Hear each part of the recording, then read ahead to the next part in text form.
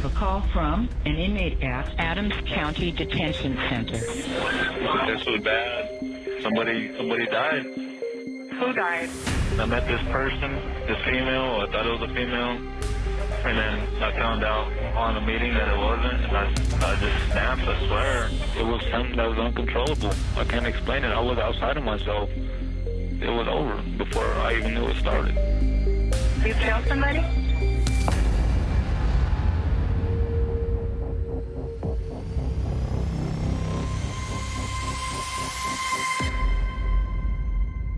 On the afternoon of July 17, 2008, the body of 18-year-old Angie Zapata was discovered by her sister in her Greeley, Colorado apartment.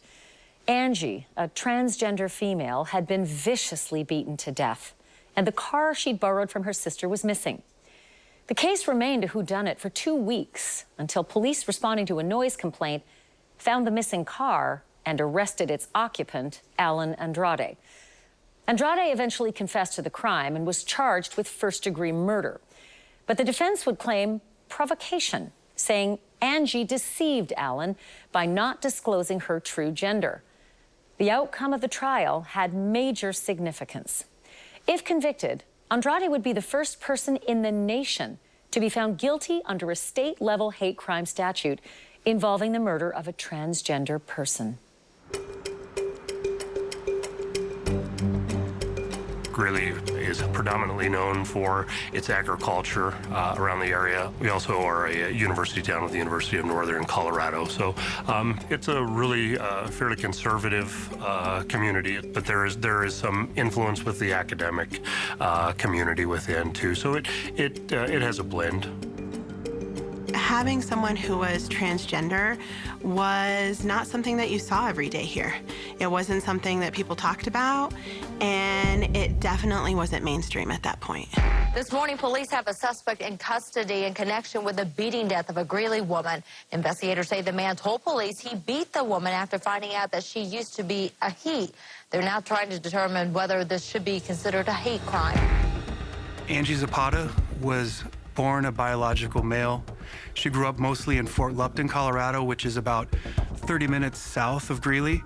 Angie Zapata and Alan Andrade met through this website called MocoSpace. They then exchanged cell phone numbers and communicated off and on for a few days before meeting up here in Greeley, Colorado.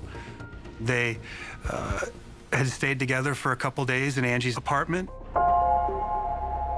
On that third day, Angie left to go babysit her sister's kids.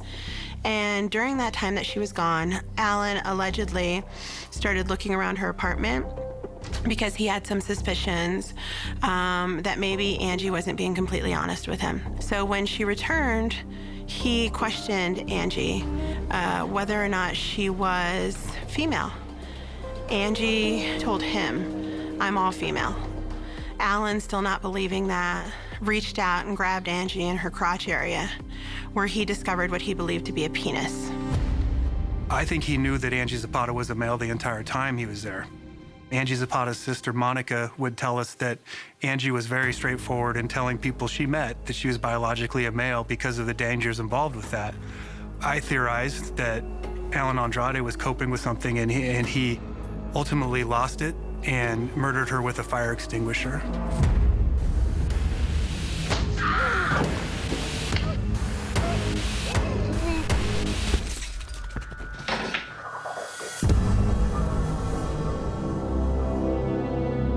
The police affidavit was just horrible. He beat her to death, and she partially woke up. He heard some a gurgling noise, and he said, "Well, I'm gonna finish her off," and he used a fire extinguisher to kill her for good, to finish her off.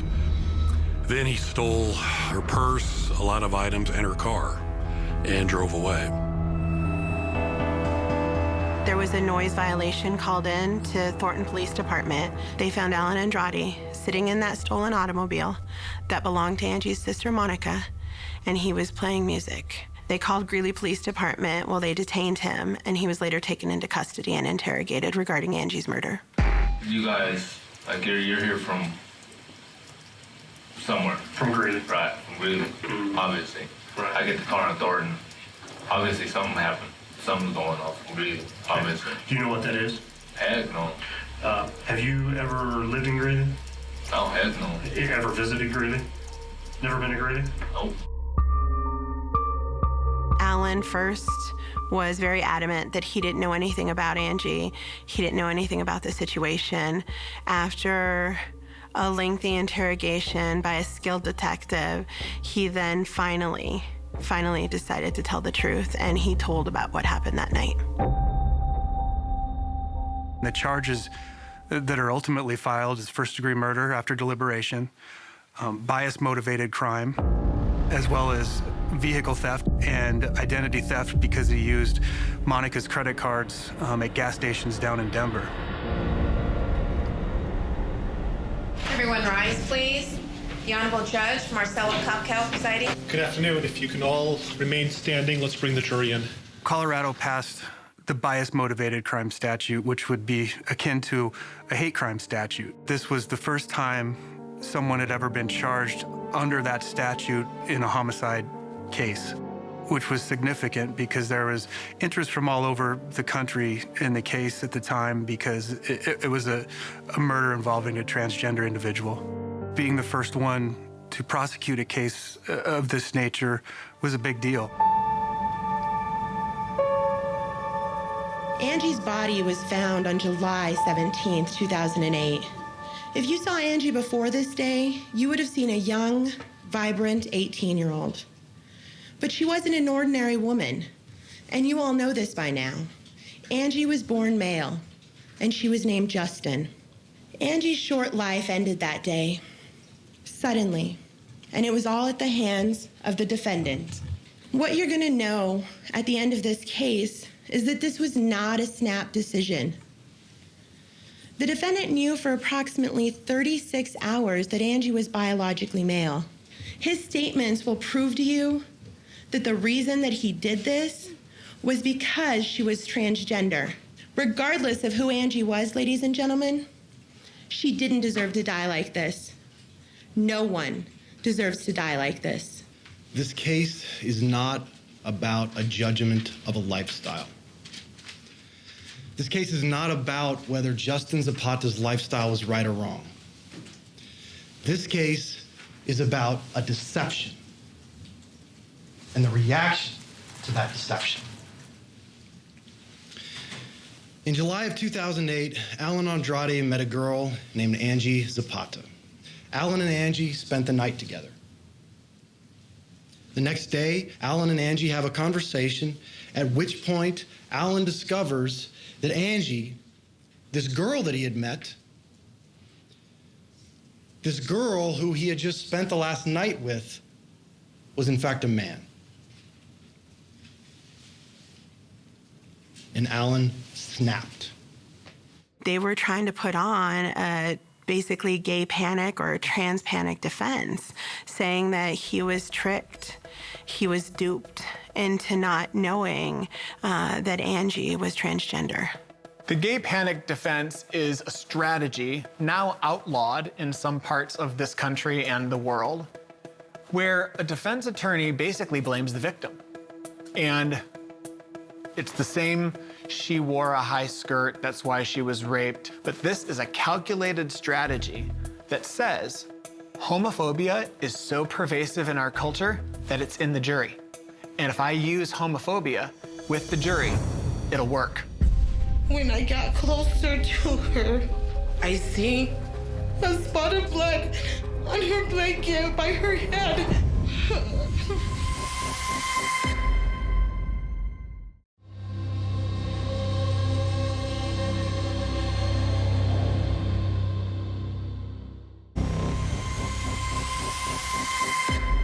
Right out of the gate, emotional testimony from family members and friends would take center stage as the prosecution attempted to paint a picture of a young, vibrant girl who was loved and supported by those close to her. The defense tried other tactics, including referring to Angie as him and calling Angie by her birth name, Justin. Angie was born biologically male, right, Miss Zapata? Yes. Why did you refer to her as Angie? She felt comfortable. She wanted me to. Do you know if Angie believes that she was female? Yes. Did she live as a woman? Yes. Angie had made a decision a long time ago to live as Angie Zapata. Angie was allowed to be Angie with her family. Her entire family embraced her. It was clear that Angie thought that she should be a girl, and that Angie then started living that life when she got old enough to do so. Miss Zapata, were you always accepting of Angie's decision to live as a woman? In the beginning, it wasn't so much accepting. It was more protection. Because I knew the people would stare. People would talk about her. And I wanted to protect her from that cruelty. The people that judged her. There have been anti-trans homicides for years, and increasingly women and people of color, we live in a pretty homophobic culture. This is everywhere, even on the coast. It is not a safe world to be seen as queer or LGBTQ. That day, we were gonna go shopping because she needed shampoos, and we were gonna discuss because she was gonna come and live with me. Was that the last time that you ever spoke to your daughter? Yes. We made it clear from the prosecution side that that's how she should be referred to. We use that name every time we referred to Angie. We tried to respect her wishes, even in her death, and tried to respect her family. And the defense just did the complete opposite of that. Do you remember talking to Officer Barber? Yes, I do. Okay. And that was on July 17th, 2008? Yes, ma'am. You had already learned what happened to to Justin, right? My sister, yes. Okay. Every opportunity the defense had to refer to the victim, they used a male pronoun or referred to him as Justin Zapata, even during examination of witnesses or cross-examination of witnesses. And you told Officer Barber that you got the text message on the 15th where Justin asked for about $10 for gas money, right? Where my sister asked for $10 in gas money? Yeah. Yeah. So that pronoun battle at trial was, it was glaring. When was the last time that you saw Angie? The night before she was killed. What did Angie tell you about who was staying with her? She told me that some guy was staying with her for a couple days. She told me it was an older guy. What did you think about this when she told you that? Kind of awkward. Why? Because she didn't tell me who the guy was. Did you think it was weird that she needed to go home and check on this person? Yes. The family's testimony at trial was integral. Monica got on the stand, testified as kind of the matriarch in the family of the siblings that Angie was honest with everyone about who she was, and that Alan Andrade knew well before he murdered her that she was transgender. Did most people close to you, or did people that knew Angie, did they know that he was Justin also? Yes. Did you have concerns for her as she got older, acting as a female but being born as Justin? Or living as a female, did you have concerns about that? Yes. Okay. Did you discuss your concerns with Angie about that? I did. What did you tell her? I used to tell her to be careful because the world didn't accept her. I said there's certain people that will accept you, Angie, and there's certain people that's not going to accept you. It was emotional. Both of Angie's sisters were tearful on the stand. They talked about how much they loved her, how much of a kind person she was, how much a fun-loving person she was. And they were just struck by the fact that she was just brutalized, just beaten to death. Do you recall July 17th, 2008? Every day. And on that date, was Angie supposed to babysit for you? Yes. Can you tell the jury what happened that day? I called her, because my sister was sleeping a lot. and forget what time she had to come babysit. I kept calling and she wouldn't answer. So I started calling her friends. I got this gutty feeling, and I don't know how to explain what a gutty feeling is. Maybe a mother gutty feeling, because so many years that I've taken care of my family, I don't know why I remembered I had her key, and why I had her key, don't know. But I had a key. You could really see the anguish in Monica's face and feel that same anguish in her testimony of having to come on that scene and find her sister after she's been murdered. We got to her apartment, and I'm going up the stairs, and I went to turn the key and open the door, and I seen her on the floor with the blanket over her. When I got closer to her, I see that there's a spot on the blanket. Take your time. There's Kleenex for you.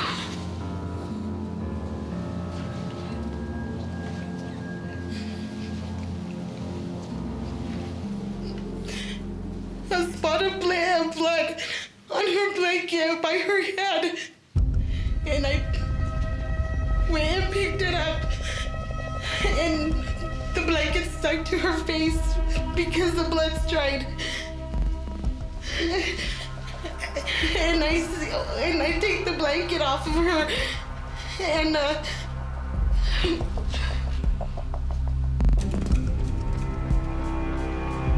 my sister's face was swollen, the end of her face was smashed in. They took him into custody, and the questioning of him began. Do you know that individual? No, I've never seen that. I've never seen that picture. Eventually, he sang like a canary.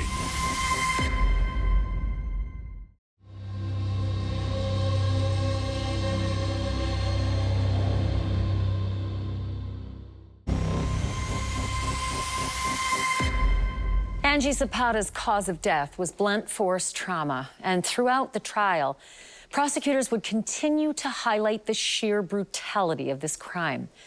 Perhaps the single biggest piece of evidence that would drive home just how savage it was, pictures and video of the crime scene that were shown to the jurors. Do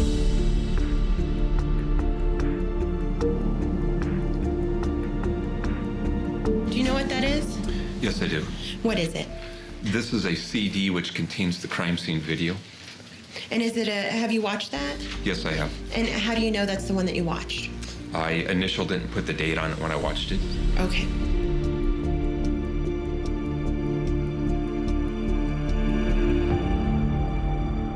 I went to the crime scene, and I did not think this was a heat of passion crime. This was a first-degree murder because of all the evidence at the scene and what we knew about Angie. What did you find when you arrived on scene? Initially, when we pulled up, there was two women outside, obviously distraught, directing us upstairs towards an apartment. As we peered through the screen door, you could see somebody lying on the ground. As I entered the room, it was a living room. The patient was pulseless, apneic, not breathing. There was a large amount of blood around the patient's head. There appeared to be some sort of trauma to the face that was either blunt or penetrating trauma. There was some deformity towards the face. This is a photograph taken of the living room of the apartment number 8. This is the victim, Angie Zapata, as she laid on the floor in the living room. Monica had loaned Angie her car on somewhat of a permanent basis. So that very morning when the body was discovered, Monica realized that her vehicle was not present at the apartment. When I arrived on scene, I contacted the victim's sister, Monica Murguia. She told me that when she went into the apartment to check on her sister, she couldn't locate the car keys to the vehicle that she lets the victim drive. So she believed that whoever did that to her sister also had the vehicle. She told me it was a 2003 green PT Cruiser.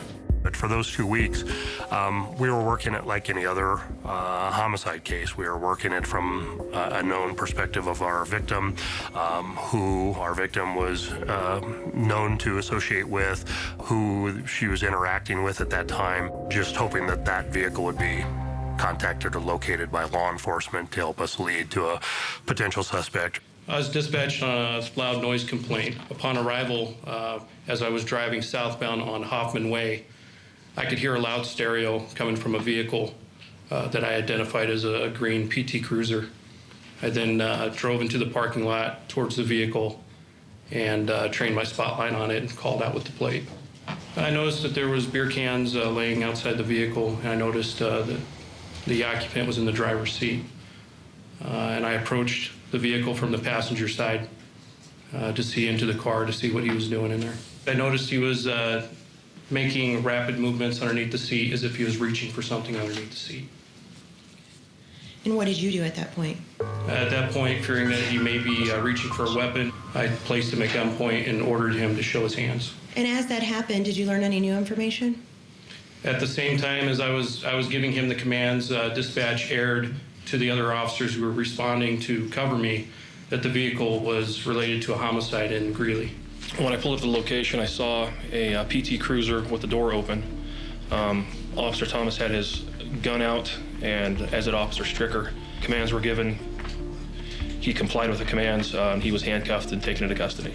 We received a call from the Thornton Police Department, very early morning hours, 2 to 3 a.m. So I, in the middle of the night, grabbed my entire case file, which consisted of about two or three boxes of just case notes and binders that we had put together, and I responded down to Thornton. With regards to People 64, what is that? This is a DVD of my interview with Mr. Andrade. Let me show you a picture of somebody here. Do you know that individual? Never seen that person before? Okay. Do you need to look at it a little? No, I've never seen that. Never seen that picture? Okay. The questioning of him began. Eventually, he sang like a canary. Is it your vehicle? No. Okay, whose vehicle is it? I have no clue. This person is the person who owns that PT Cruiser. This person was found dead in Greeley. Oh, damn.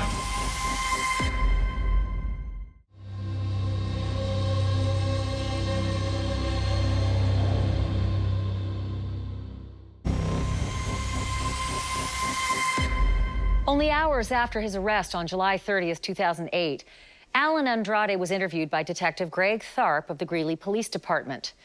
While the interview was thorough and methodical, the trial judge ruled that only the first 39 minutes would be admissible in court. That's because Andrade had very subtly invoked his right to remain silent. But what was played for the jury showed a man who seemed to think he could get away with murder, tripping on his own lies. You're just here on a warrant, is that right? Just an unpaid traffic ticket or something that you have? All right, no problem then with that.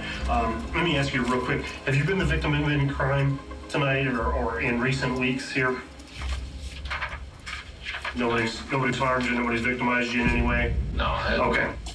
Like in any interview, the strategy begins with trying to establish a very quick rapport in an introduction in a very non-confrontational manner in hopes that your suspect is ultimately going to waive Miranda rights since he's in custody here on this warrant. Obviously, the one thing that I'm not going to confront him with right off the bat is the homicide. So we talk a little bit about the car. Can you tell me a little bit about this car that you were in tonight that Thornton Police contacted you? I could tell you, I don't know. I mean... Is it your vehicle? No. Okay, whose vehicle is it? I have no clue who it is. Okay, how did you get it? I acquired it. How I acquired it? Mm-hmm. Pretty much dumb bad luck, I guess you can call it now. I was walking around the neighborhood, not really my neighborhood, and I got a bad habit from, when I'm younger, looking at vehicles, bad habit. To look in and do whatever. And when I do that, come across keys, no. A dumbass me figures, oh, well, you know, it's a cool little ride, 2-3 days, has some gas in it, so I take it. You know? So you got into the car just looking to do an auto prowl, grab some stereos or money or whatever might be left behind in it. This is somebody who's been down this road before, maybe not at this level, but certainly has been on the other side of an interrogation table. So he didn't appear scared. I think he was making a valiant effort to try to downplay his involvement. Wrong place, wrong time, kind of, you know, damn my bad luck was kind of his approach to this. Let me show you a picture of somebody here. Do you know that individual? Mm-hmm. Never seen that person before? Okay.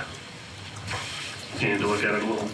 No, I've never seen that. Never seen that picture. Okay.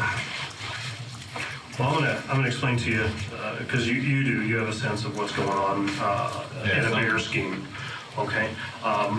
This person is the person who owns that PT Cruiser. Oh, okay. Okay. Okay. This person was found dead in Greeley on the 17th of July. Oh, damn. So that's obviously, you know, a connection as to why we want to come and talk to you.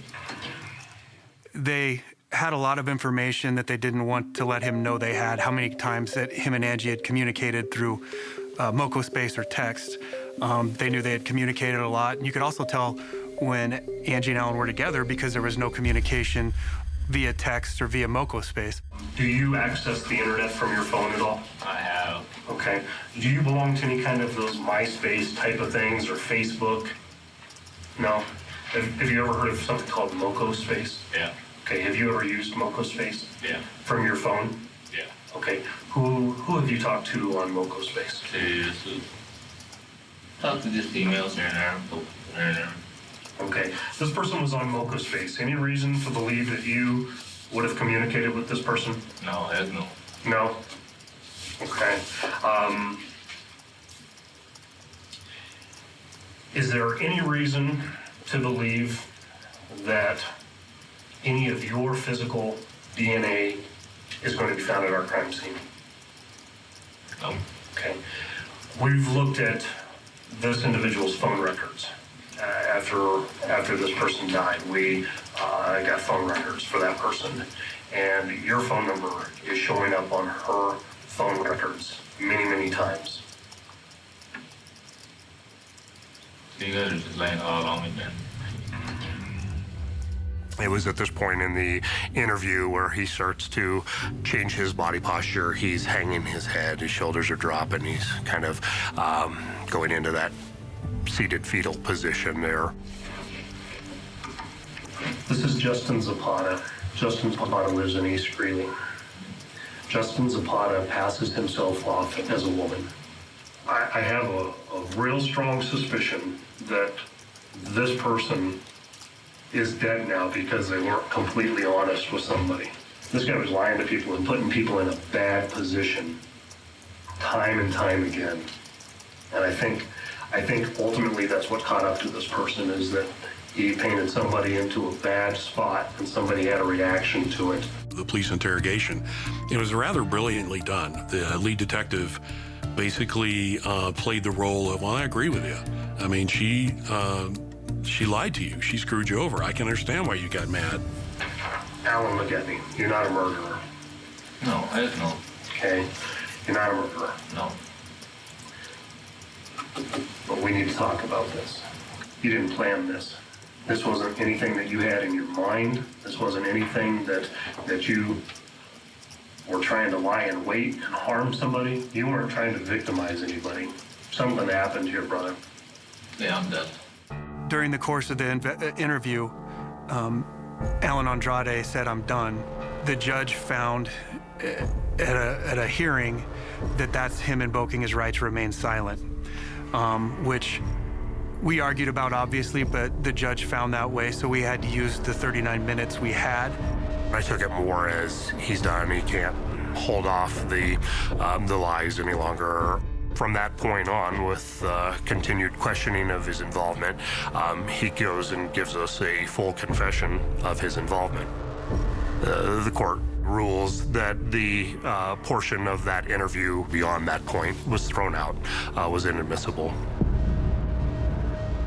The jail calls, in essence, brought back what was lost in the interrogation from that 39-minute mark forward.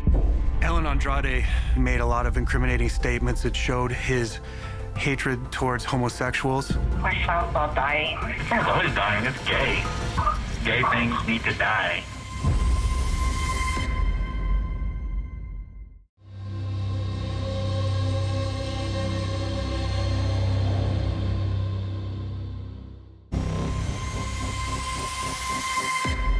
While it was uncertain whether or not Andrade would testify in his own defense, the prosecution would make sure the jury heard even more from the defendant in his own words.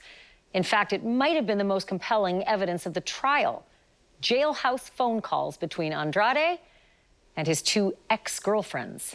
Can you tell the jury how you know Mr. Andrade? We were together. At the time, we weren't together. He was just staying with me. But we were together for about a year and a half, 2 years. When you say together, do you mean dating? Or? Yes. You mentioned that you had spoken to him on jail calls. Do you recall speaking to him several times after his arrest? Yes. Alan Andrade made numerous calls from jail, and we got to play those for the jury, which I think was really strong evidence of his state of mind. I should have done a lot of things different, you know. So should have, would have, could have, did, whatever. I know. Ain't no going back now. I'll deal with 10 years. I'll deal with 10. Even 15, I'll do that. But all this life, all this 85 years, man. I mean, it's not like I just went up to a school teacher and shot her in the head, you know what I mean? Yeah. Went up to like a law-abiding, straight citizen that don't, you know what I mean? And just killed, cold-blooded, murder somebody, you know? I think the jury were kind of overwhelmed by the brutality of it, overwhelmed by his lack of a better word, gall. He basically admitted to killing in a horrible manner this young woman. Do you know Alan Ray Andrade? I do. How do you know him? He's my ex-boyfriend. So after the defendant was arrested on July 30th, did you speak to him via telephone? Yes. Okay. Your Honor, per stipulation, we've agreed to admit people 65, and I'd like to play that call for the jury at this time. This was bad. What'd you do? It was a mistake, totally, you know, but when it happened, it happened. What'd you do? Somebody died. Who died? Somebody. Who? When I wasn't talking to you, I started trying to meet people, and I met this person, this female. I thought it was a female, and then I found out on the meeting that it wasn't, and I just snapped, I swear. You killed somebody? I can't say that. We're on the phone. You're gonna be gone forever. Like, you don't realize that. Why, like, babe, look, I know, I understand that she got mad and you snapped. But when you're doing that, like, why couldn't you just fuck it up just like a minute and just leave? Like, after you realize that why could you think to me, like, when you're doing that, like, think that, you know, you were gonna be out of my life forever? I don't know. It happened so freaking fast and so hard. They couldn't stop it, I swear. Alan Andrade made a lot of incriminating statements that showed his hatred towards homosexuals. He made statements such as killing a pink shirt wearing. Erica's man kind of got me mad yesterday. Why? Because he was like, what's up with your boyfriend? I was like, what? Who? Erica's man. Okay, well, tell him I'll kill him too. Shut up. Hey, lucky you live. Babe, don't say that. Pink shirt wearing. There was one phone call that really stands out to me where he's talking to his girlfriend. She lets him know that her phone's about to die in case they get disconnected. And something as ambiguous as that statement, he followed that up with, that's gay. And then he says right after that, gay things must die. My son's not dying. It's always dying. It's gay. All right, killed it. Gay things need to die. he made it very clear that he was extremely homophobic. Once we listened to his jailhouse calls while this case was pending, that it was clear it was a hate crime, and so that was the obvious choice to make. So the prosecution is resting their case in chief. The defense may call their first witness. Defense strategy was she tricked him almost to the point where, well, it was almost understandable that he lost his temper. There was an implication that he was struck by homophobic panic. Based on your observations of Justin, just by seeing Justin, just by looking at Justin, would you be able to tell that Justin was a man or not? I thought he was, to answer your question, probably no. Probably no? No, sir. During these months that you lived with Justin, do you remember if he would put on makeup before he would leave the apartment? Yes. Did you guys ever go out to any bars or restaurants or anything? Yes. And at these bars and restaurants that you would go out to, did you ever personally hear Justin introduce himself to other people as Justin or a male? No. Was there anything about how Justin walked or his mannerisms that would indicate to you that this was a male, or did it all seem to be female stuff? He carried himself as a female, walked like a female, talked like a female. My opinion about Alan Andrade was that he was curious. And do I know whether or not he knew Angie was transgender? I don't know that for a fact. Do I believe that he probably did? Yes. Mr. Andrade, have you made a decision about whether you want to testify or not? Yes, I am. And what is your decision? No, I don't. I was not at all surprised in this case that he didn't testify. I felt like the evidence was pretty clear and that his team had a job to try to distract the jury from that evidence.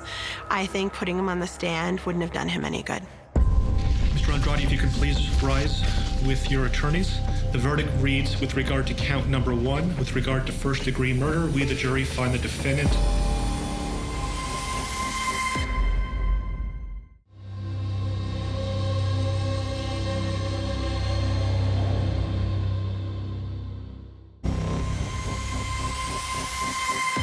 Not only was Alan Andrade facing life in prison without parole, he was also looking at becoming a footnote in American history as the first person to be convicted under a state-level hate crime statute for murdering a transgender person. With closing arguments, the defense would have one more chance to try to persuade the jury to perhaps find Andrade guilty of a lesser crime. But the prosecution would strike first. Engraved in stone on the Supreme Courthouse of the United States are the words equal protection under law. And that's what this case is about. This case is also about right versus wrong, and it's about protecting all members of our community. Alan Andrade decided he should make the decision as to who lives and who dies. He crushed Angie's skull in with bone-crushing blows from a fire extinguisher. His intent is seen at the crime scene. His intent is heard in the jail calls. Hitting someone time after time in the forehead with a fire extinguisher shows exactly what your intent was. It is nothing less than first-degree murder. It's clear from the evidence the defendant knew well before he committed murder that Angie was transgender. So if the defendant knew Angie was a biological male well before he chose to murder her, this is nothing less than first-degree murder. Saying that this is heat of passion is allowing someone to be killed for living as who they are. And the law is meant to protect everyone. And no one deserves to die like this. Find him guilty of all counts. Thank you. We told you from the beginning that this case was about deception and Mr. Andrade's immediate reaction to that deception. Mr. Andrade met Justin Zapata, but when he met him as Angie, and he believed that the person he was going to spend time with in Greeley was Angie. What you need to decide is what was in his head at the time these things happened. I always worry when a jury goes to deliberate that they may not see things the way that I do when I prosecute or defend a case. especially when they came back in just around 2 hours. I was actually shocked and worried. You kind of start to panic and you wonder, did they fall for all of that distraction or did they actually follow the law? It's my understanding that a verdict was reached as to each count. Mr. Andrade, if you can please rise with your attorneys. The verdict reads, with regard to count number 1, with regard to first-degree murder, we, the jury, find the defendant, Alan Andrade, guilty of first-degree murder. With regard to count number 2, bias-motivated crime, we, the jury, find the defendant, Alan Andrade, guilty. With regard to aggravated motor vehicle theft in the first degree, we, the jury, find the defendant, Alan Andrade, guilty. And with regard to count number 4, regarding identity theft, we, the jury, find the defendant, Alan Andrade, guilty of identity theft. When they said guilty, it was a big sigh of relief. I don't want to say it was a good feeling because it still means someone was murdered, but it was, I felt happy for the family to have some closure, I guess is the best way to put that. The court is going to impose a life sentence in the Colorado Department of Corrections. That is, that you spend the remaining natural life in the Department of Corrections without the ability to parole. I hope as you're spending the remaining part of your life, your natural life in the Department of Corrections, that you every day think about the violence and the brutality that you caused on this fellow human being and the pain that you have caused not only your family, but the family of Angie Zapata. Justice never replaces a life, but it was what we had hoped for in that final outcome, and the family was certainly satisfied with the outcome. Handling the Angie Zapata case did make me feel like I made a difference. Getting a guilty verdict on first-degree murder and bias-motivated crime for the first time in the United States. But I think if it's presented right and law enforcement does the right thing, that you should be able, in today's society, to get equal protection under the law for everyone, no matter what their beliefs are, no matter what their race is. Everyone deserves that, and everyone should get that. The slow, painful, difficult work of social change is not automatic. It doesn't just over time get better for minorities or LGBTQ people, women, racial minorities. You have to fight. You have to fight all the time. Looking back at the case now and at the conviction that we received, it makes me wonder how far we've come as a society. And when I reflect on that, I actually don't know the answer. I feel that in my heart, I want to say that we've moved forward and that this kind of defense wouldn't play out today and that people wouldn't be distracted by it. But really, I don't know. I think it depends on where you're located, who your jury is, and it could still happen today, and that makes me sad.